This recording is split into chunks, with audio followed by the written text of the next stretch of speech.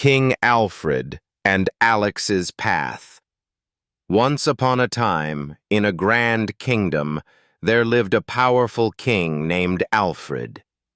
He had everything: wealth, servants, and a beautiful palace. But King Alfred was not happy. He felt something was missing in his life. He often walked alone in the royal garden, thinking, "What is the meaning of all this wealth if I don't feel joy?" In the same kingdom, far from the palace, there lived a poor boy named Alex.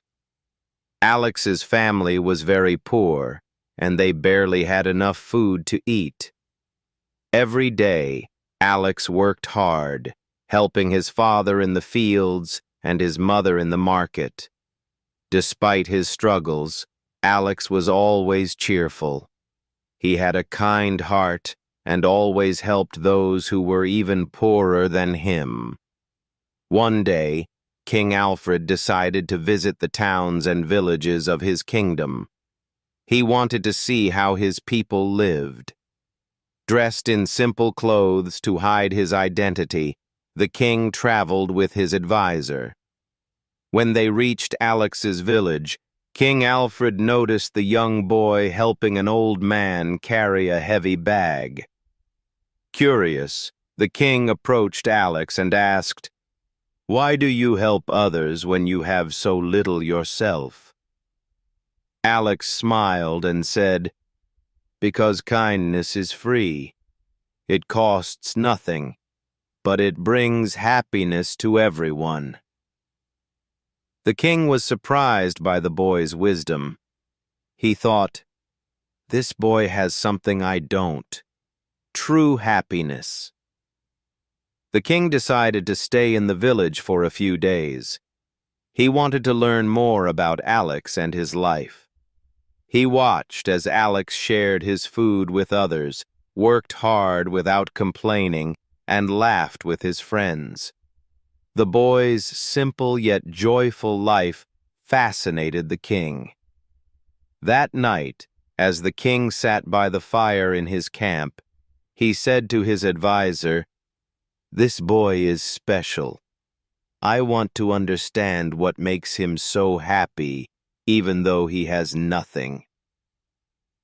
The next morning, King Alfred decided to speak with Alex again. He approached the boy, who was busy fixing a broken wheel on a cart. "Alex," the king said, "what do you dream about? What is your greatest wish?"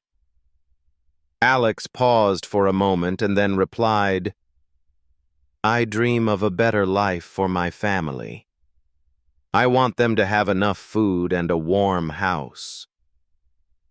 But I also dream of helping others, so no one has to feel hungry or cold."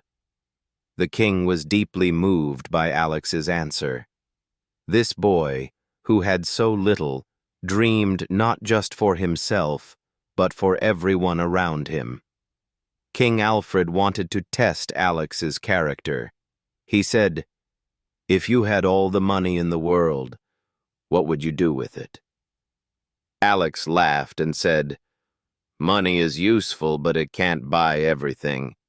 I would use it to help people. But what truly matters is kindness and hard work." The king decided to reveal his identity. "Alex," he said, "I am not just a traveler. I am King Alfred, the ruler of this kingdom." Alex's eyes widened in shock. He bowed quickly and said, "Your Majesty, I didn't know. Forgive me if I spoke too casually." The king smiled and said, "No, Alex. Your honesty is what I admire. You speak with your heart, and that is rare." King Alfred invited Alex to the palace. At first, Alex hesitated. He loved his village and didn't want to leave his family. But the king assured him, You can visit them whenever you want.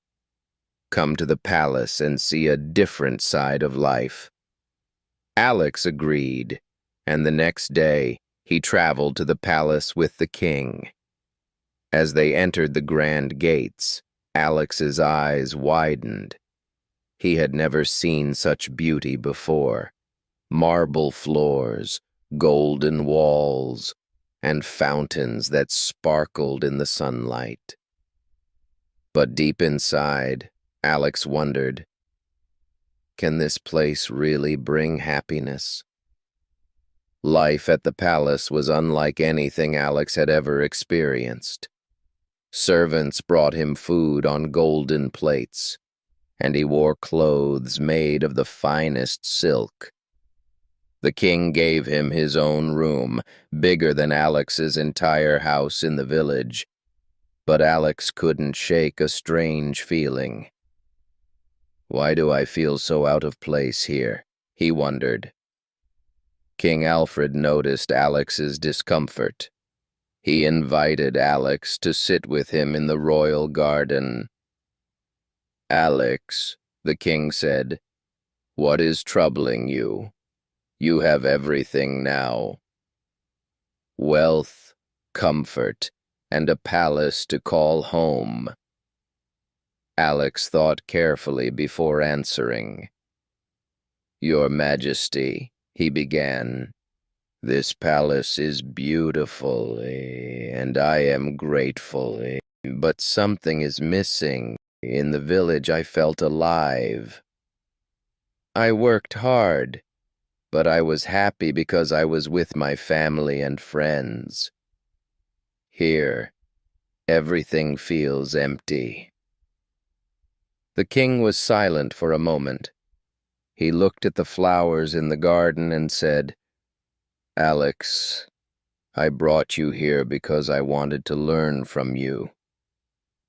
You see, I have all the riches in the world, but I still feel like something is missing. I thought perhaps you could teach me what true happiness is." Alex was surprised. How could a king with so much power and wealth not know the secret to happiness? He said, "Your Majesty, happiness comes from within. It's not about how much you have, but how much you give. In the village, I had little, but I shared what I could. That brought me joy." King Alfred nodded. "You are wise, Alex. Perhaps I have been looking for happiness in the wrong places. Let us do something together. Let us use this palace and my wealth to help those in need." Alex's eyes lit up. "Yes, Your Majesty. If we can help others, we can bring joy to many lives." From that day, Alex and the king began working together. They visited villages, gave food to the hungry, and built homes for the poor. Alex felt alive again, and for the first time, King Alfred felt a sense of purpose. News of the king's kindness spread across the kingdom. People began to gather outside the palace, hoping to see the generous ruler and the boy who had inspired him. Alex and King Alfred became a symbol of hope for everyone. The poor now believed that their lives could improve, and the rich started to see the value of sharing their wealth. One day, as Alex and the king walked through a village, a young girl approached them. She held a small, broken toy in her hands. "My lord," she said to the king, "can you fix this? It was my brother's favorite toy before he got sick." The king gently took the toy and said, "I cannot fix this, but I can give you something better." He handed the girl a bag of coins, but she shook her head. "I don't want money. I just want my brother to smile again. Alex knelt down and said, "Sometimes the smallest things matter the most." Inspired by the girl's words, Alex started organizing games and festivals for the villagers. Children laughed and played, and their parents smiled for the first time in years. The king watched with pride as Alex brought happiness to so many people. "Alex," he said, "you have taught me something greater than all the lessons in my royal books. Happiness grows when shared." But not everyone in the kingdom was pleased with the changes. Some of the wealthy nobles whispered among themselves, "Why is the king wasting his time with a poor boy? He is forgetting his duties." They plotted to remove Alex from the palace, fearing he would influence the king too much. One night, as Alex prepared for bed, a servant came to him with a warning. "Be careful, Alex," she said. "There are those who do not want you here. They are planning to send you away." Alex's heart sank, but he decided not to tell the king. He thought, "If I leave, maybe the king will still continue to help the people." The next morning, Alex packed his belongings. He left a note for the king that read, "Your Majesty, thank you for everything. You have the power to bring joy to your people. Never stop using it." When King Alfred found Alex's note, he felt a deep sadness. How could he leave without saying goodbye? The king wondered. He called for his guards and ordered them to find Alex. But Alex was already far away, walking back to his village. As Alex returned to his simple life, he couldn't stop thinking about the king and the palace. Did I do the right thing? He wondered. He missed the king's company, but knew that his family and the villagers needed him. Meanwhile, at the palace, King Alfred faced a difficult choice. The nobles pressured him to return to his old ways. A king must focus on ruling, not on helping peasants, they said. But the king couldn't forget what Alex had taught him. Alex was right, he thought. True leadership means caring for all my people, not just the wealthy. The king decided to take action. He began traveling across the kingdom, just as he had with Alex. He visited farms, markets, and homes, listening to the struggles of his people. The nobles grew angrier, but the king didn't care. He was determined to follow Alex's example. One day, while walking through a marketplace, the king spotted a familiar face. It was Alex, carrying a basket of bread for an elderly woman. The king called out, "Alex, why did you leave me?" Alex froze in shock. "Your Majesty, I thought it was best for you to rule without me." The king shook his head. "Alex, you were never a burden. You were my greatest teacher. Please come back to the palace. We have so much more work to do." Alex hesitated. He looked around at the villagers who relied on him, and then at the king, who truly cared for his people. Finally, he said, "I will return, Your Majesty, but only if I can continue helping my village. I don't want to leave them behind." The king smiled. "Of course, Alex. Together, we can help everyone." And so, Alex returned to the palace. but he spent most of his time traveling with the king.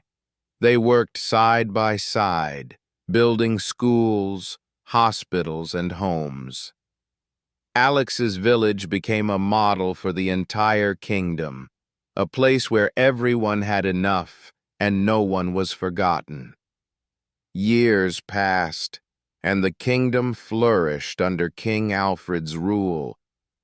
The once divided society became a community where people helped one another. The nobles, seeing the prosperity and happiness of the people, stopped their complaints. They realized that a united kingdom was stronger than a divided one. Alex grew older, but his heart remained young. The villagers often told stories about the boy who had inspired a king. Children looked up to him, dreaming of making a difference in the world, just as he had. Alex, however, stayed humble.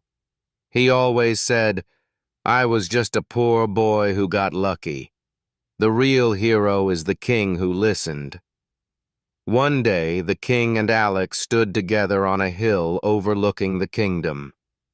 The sun was setting, painting the sky in shades of orange and pink.